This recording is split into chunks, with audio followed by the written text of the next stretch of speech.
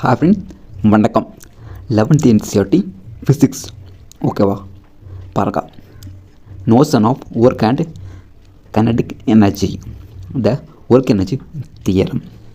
இந்த தியரத்தை பொறுத்த வரைக்கும் ஜஸ்ட்டு நீங்கள் இதை என்ன ஃபார்முலா யூஸ் பண்ணுறாங்க அப்படிங்கிறத தெரிஞ்சுக்கோங்க போதும், ரொம்ப டீட்டெயிலாக வேண்டாம் ஓகேவா?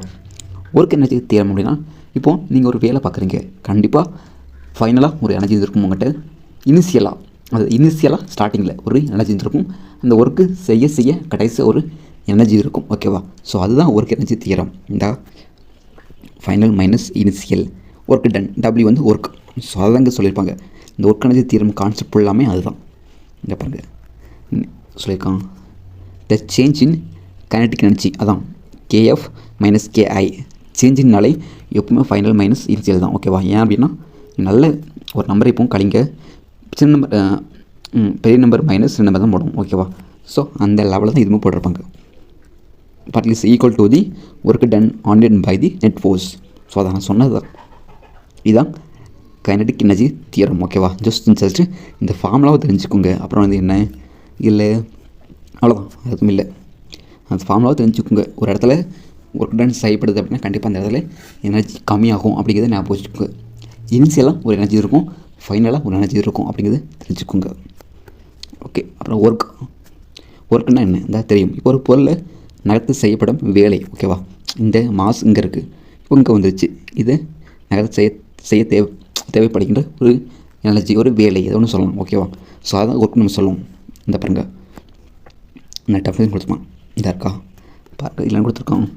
இந்த work done by the force is a depend to be product of component of force F in the direction of the displacement and the magnitude of this displacement. அதுதான் இந்த ஃபார்முலாவை அப்படி சொல்லியிருக்காங்க. Work equal to F dot D ஓகேவா?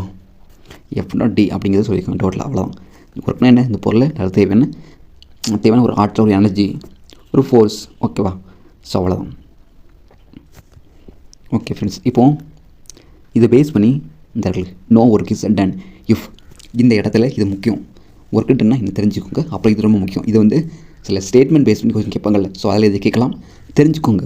இப்போது இந்த இடத்துல work done ஆகலை அப்படின்னு நம்ம எப்படி சொல்கிறோம் அப்படின்னா, இதாக இருந்துச்சு அப்படின்னா அந்த இடத்துல ஒர்க் டன் ஆகலை அப்படின்னு சொல்கிறாங்க ஓகேவா? ஃபஸ்ட் வந்து இந்த டிஸ்பிளேஸ்மெண்ட் இஸ் 0.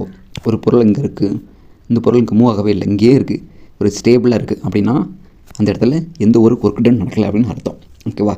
Displacement is 0. அதுக்கு எக்ஸாம்பிள்ஸ் வைக்காங்க பாருங்கள். ஒரு வெயிட் லிஃப்டர், ஒரு கொண்டு தூக்குறவர், கம்பி தூக்குறாரு 150 kg. அந்த கேஜி எப்படி இருக்குது, ஜஸ்ட் தூக்கி கீழே வைக்கிற அவ்வளோதான், அதில் எந்த ஒரு டிஸ்பிளேஸ்மெண்ட்டும் இல்லை. ஸோ அங்கே எந்த ஒரு ஒர்க் டனும் செய்யப்படவில்லை அப்படின்னு சொல்கிறாங்க. செகண்ட் பாருங்கள், இந்த ஃபோர்ஸ் 0, எஃபோட வேல்யூ 0 இருக்கும்போது நம்ம கண்டிப்பாக ஒர்க் டன்னால என்ன டிஸ்பிளேஸ்மெண்ட் இருக்கும், ஃபோர்ஸுக்கும் டிஸ்பிளேஸ்மெண்ட் இருக்கும், ரெண்டுமே இருக்கணும். அப்போ அது ஒர்க் டன் நடக்குதுன்னு அர்த்தம். அது இல்லைனா அப்படின்னா கண்டிப்பாக அந்த இடத்துல என்ன ஒர்க் டன் இல்லை அப்படின்னு அர்த்தம். ஸோ ஃபோர்ஸ் 0 இருக்கும்போது ஒர்க் டன் வந்து 0 தான், நோ ஒர்க் டன். அப்புறம் the force and displacement are mutually perpendicular, அதாவது தீட்டாவோட வேல்யூ வந்து 90 டிகிரி இருக்கும்போது நோ ஒர்க் இஸ் டன். எப்போ டிஸ்பிளேஸ்மெண்ட்டும் நம்மளோட என்னது ஃபோர்ஸும் நம்ம அப்ளை பண்ணுற ஃபோர்ஸ் டிஸ்பிளேஸ்மெண்ட் ரெண்டும் பெர்பெண்டிகுலராக இருக்கும்போது எந்த ஒரு ஒர்க் டன்னும் செய்யப்படவில்லை அப்படின்னு சொல்கிறாங்க ஓகேவா? பாருங்கள், for the block moving on the smooth horizontal table the gravitational force mg does no work since its axis right angles to the displacement. ஒரு மூவிங் பார்ட்டில் நீ மூவ் பண்ணும்போது எங்கெல்லாம் ரைட் ஆங்கிள் மேக் பண்ணுதோ அங்கெல்லாம் நோ ஒர்க் இஸ் டன். அதுக்கு example சொல்லியிருக்காங்க பாருங்கள். ஒரு ஹரிசாண்டல் டேபிளில் வந்து ஸ்மூத் ஹரிசாண்டல் டேபிளில் ஒரு பிளாக் மூவ் ஆகுது, அந்த இடத்துல கிராவிடேஷனல் ஃபோர்ஸால் எந்த ஒரு ஒர்க்கும் செய்யப்படவில்லை அப்படின்னு சொல்கிறாங்க ஓகேவா?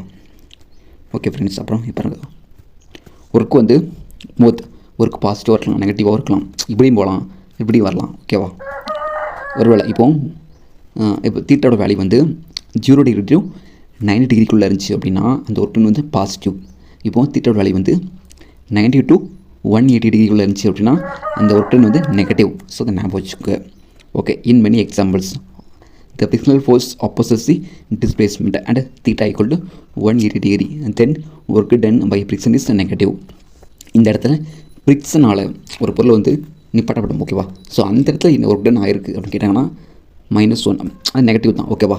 cos θ = 180 டிகிரி = -1 அப்படிங்கிற ஞாபகம் வச்சுக்கோங்க.